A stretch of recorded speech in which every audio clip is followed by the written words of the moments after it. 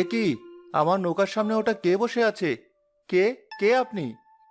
আমি কি সেটা জানলে তুই তো আর বাঁচতে পারবি না। ভালোই ভালোই বলছি এখান থেকে চলে যা, না হলে এখনই তোকে এই নদীর ঠান্ডা পানিতে ডুবিয়ে মারবো। দেখো, তুমি কে আমি জানি না, তবে তুমি মেয়ে মানুষ, তাই তুমি আমার বোন। দয়া করে আমার কোনো ক্ষতি করো না। পেতনিকে বোন বললি? তাহলে আর মারবো কি করে? যা, মারবো না তোকে, তবে এই ঠান্ডার মধ্যে তোর মাছ ধরতে আসা ঠিক হয়নি। না এসে কি করব? আমার একটা মাত্র ছেলে, কিন্তু তাকে আমি নতুন বছরের একটা নতুন বইও কিনে দিতে পারছি না। তাই তো মাছ ধরতে এসেছি। বেশ, তুই আমাকে বোন বানিয়েছিস, তাই তোকে আর কোনো কষ্ট করতে হবে না। নৌকার জাল রেখে বাড়ি যা, সকালে এসে মাছ নিয়ে যাবি।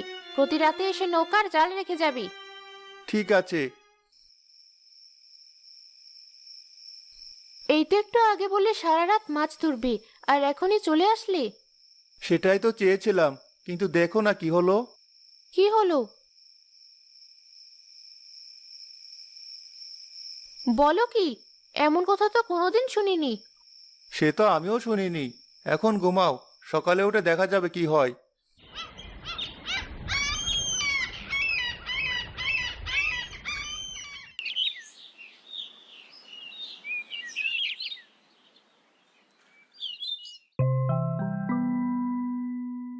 আরে, সত্যিই তো কত মাছ! এই মাছ বিক্রি করে আমি অনেক টাকা পাবো।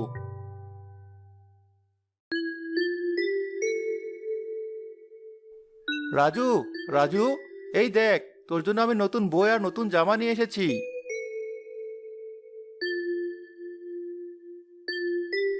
আমি খুব খুশি হয়েছি। বউ, এই দেখো, কত বাজার নিয়ে এসেছি। আর এই টাকাগুলোও রাখো, অনেক মাছ বিক্রি করেছি। ওপরওয়ালা আমাদের রহমত দান করেছেন। এভাবে রোজ জলির রাতে জাল আর নৌকা রেখে আসতো, আর পরের দিন সকালে গিয়ে মাছ নিয়ে আসতো।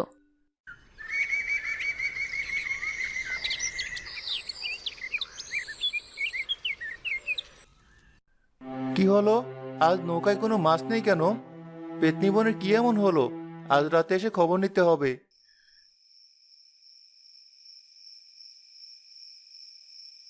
পেতনি বোন, দেখা দাও। আমি একটা বিপদে পড়েছি। কি বিপদ? আমাকে বলো।